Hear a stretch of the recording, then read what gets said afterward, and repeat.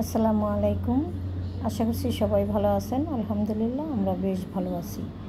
তো সকালবেলা ঘুম থেকে উঠেই আগে চাল উঠিয়ে নিলাম ড্রামে।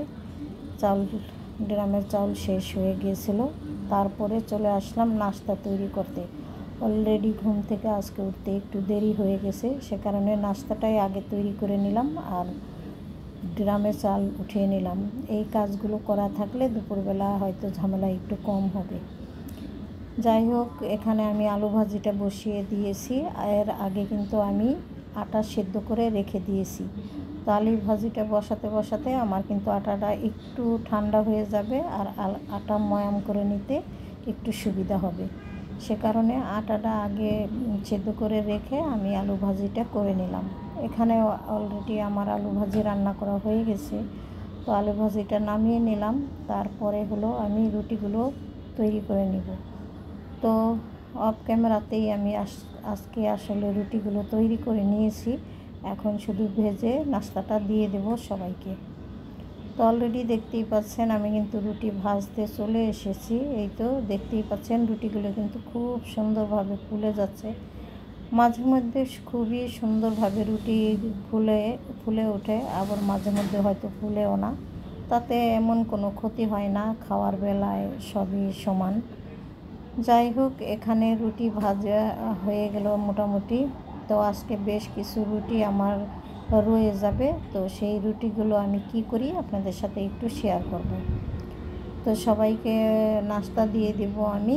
তারপরে আমি আমার কাজ ধীরে ধীরে সেরে নেব, কারণ এক হাতে কাজ করতে গেলে একদিকে করলে আর হয় না, চতুর্দিকে আসলে চোখ রাখতে হয়। তো ডিম ভাজা করে দিলাম, সেই সাথে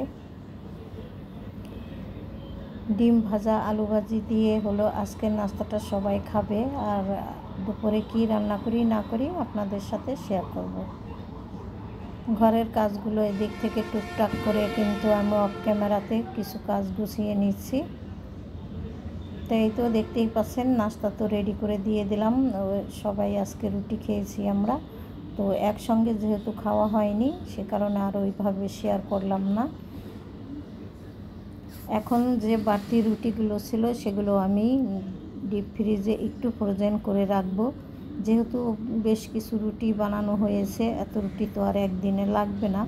তো বাকি রুটিগুলো ভেজে রাখলে কিন্তু খাওয়া হয়ে যাবে, কিন্তু মানে একটু হেলা সাদরা করে খাওয়া হবে। তো যাই হোক, এখানে আমি রুটিগুলো ফ্রোজেন করে রাখলাম কিভাবে। যেহেতু রুটি রাখার বক্স আমার নাই, সে কারণে আমি কিন্তু এইভাবেই সব সময় রুটি ফ্রোজেন করে রাখি। আর এইভাবে রাখাও যে যা আর বক্সে রাখা একই কথা, কারণ প্লাস্টিক দিয়ে একটু ঢেকে রেখে দিলাম। যখন ভাজবো পুরোটা নামাই এনে তারপরে ভেজে নিব। তো রুটিগুলো ফ্রোজেন করে চলে আসলাম। গত রাতে যে ডিম এনেছিল সেই ডিমগুলো একটু ভিজিয়ে রেখেছিলাম। এখন সুন্দর করে ময়লাগুলো পরিষ্কার করে নিব, কারণ ডিমের সাথে ভালো ময়লা থাকে। তো ময়লা পরিষ্কার না করলে আবার নিজের কাছেই খারাপ লাগে, যেহেতু এগুলো নর্মাল ফ্রিজে রাখা হয়। আর নর্মাল ফ্রিজে কিন্তু কম বেশি খাবার কিছু না কিছু থেকেই যায়। সেই হিসাবে আমি কিন্তু সবসময় ডিমগুলো ধুয়ে রাখারই চেষ্টা করি। ধোয়ার পরে কিছুক্ষণ বাইরে রেখে দেবো একটু শুকিয়ে যাওয়ার জন্য, তারপরেই আমি ফ্রিজে রেখে দেবো। আর যেই পাত্রে আমি ডিমগুলো ধুয়েছি সেই পাত্রটাও একটু জীবাণুমুক্ত করে নিলাম, ধুয়ে মেজে ঘষে ভীম সাবান দিয়ে। যাই হোক, ঘরের কাজ তো আরও বিভিন্ন রকমের করাই হয়, সেগুলো আপনাদের সাথে মাঝে মধ্যে শেয়ার করি, মাঝে মধ্যে শেয়ার করিও না। অত কিছু শেয়ার করতে গেলে আর কোনো প্রকারেই পারা যায় না। তো নাস্তা পানি তো খেয়েছিলাম, সেই প্লেট বাটিগুলো কিছু আমি অফ ক্যামেরাতে ধুয়ে নিয়েছি, আর বাদ বাকি অল্প স্বল্প যে কটা আছে সেই কটা আপনাদের সাথে একটু শেয়ার করলাম। তো বড় হাঁড়ি পাতিলগুলো আমি আগেই মেজে ঘষে রেখে দিয়েছি। এখন টুকিটাকি যতটুকু আছে একটু শেয়ার করলাম যে কীভাবে ধোয়া মোছা করতে হয়। খাওয়ার পরে কিন্তু অলরেডি অনেক প্লেট বাটি বের হয়, এরকম 3 বেলাতেই কিন্তু ধুয়ে নিতে হয়। কিন্তু সব সময় তো আর শেয়ার করা হয় না। 3 বেলা শেয়ার করতে গেলে ভিডিও শুধু ধোয়া মোছা দিয়েই করতে হবে। সেই ভেবে আমি কিন্তু একবেলাতে একটুখানি আপনাদের সাথে শেয়ারও করি, না করলে আমার কাছে ভিডিওটা সম্পূর্ণ মনে হয় না।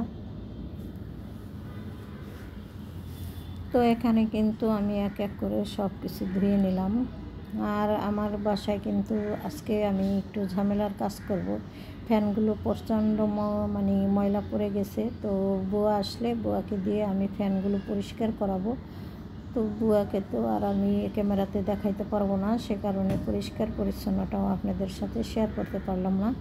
কিন্তু এদিক থেকে আমার কিন্তু ফ্যান পরিষ্কার করে দিয়ে বুয়া অলরেডি চলে গেছে, ঘর বাড়ি মুছে পরিষ্কার করে দিয়ে। আর তারপরে এই বুয়াকে বিদায় দিয়ে আমি চলে আসলাম রান্না করতে।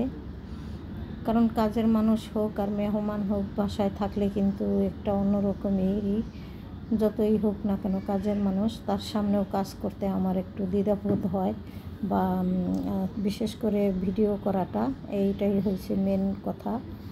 কারণ হয়েছে সবাই কিন্তু সব জিনিস পছন্দও করে না, আর বুয়াদের সামনে করতে গেলে আরও ওনরা কিন্তু সব জিনিস বাসায় বাসায় যাইয়া হয়তো বলতে পারে। সে কারণে আমি আর বুয়াদের সামনে করলাম না, যেহেতু এখনও পর্যন্ত কেউ আমার ভিডিও সম্বন্ধে জানেই না, তো তাদের সামনে আর করে কী লাভ। যাই হোক, এদিক থেকে আমি কিন্তু ডালটা বসিয়ে দিয়েছি, ঘন ডাল, সাথে একটু চিচিঙ্গে দিয়েছি, কারণ চিচিঙ্গাটা একটু বাড়তি ছিল। অলরেডি মাছের জন্য কিন্তু ডাঁটা আর আলু আমি আগের দিনই কেটে রেখেছিলাম, সেটা সিদ্ধ করে হালকা একটু তারপরে মাছটাও রান্না করে নিলাম। তো অলরেডি রান্না আমার হয়ে গেছে। এখন হলো দুপুরবেলা খাবারটা আমি দিয়ে দেব। খাবার অলরেডি টেবিলে দিয়ে দেব, তারপরে আমি কিন্তু গোসল করে নিই। আমি গোসল করে নামাজ পড়ে সুন্দরভাবে খাওয়া দাওয়া করব। তো সবাই দেখতে থাকেন, ভিডিওর ভুল ত্রুটি ক্ষমা সুন্দর দৃষ্টিতে দেখবেন আর সাপোর্ট করে আমার পাশে থাকবেন আশা করছি। বিদায় নিয়ে নেই, সবাই ভালো থাকেন, সুস্থ থাকেন। আল্লাহ হাফেজ, আসসালামু আলাইকুম।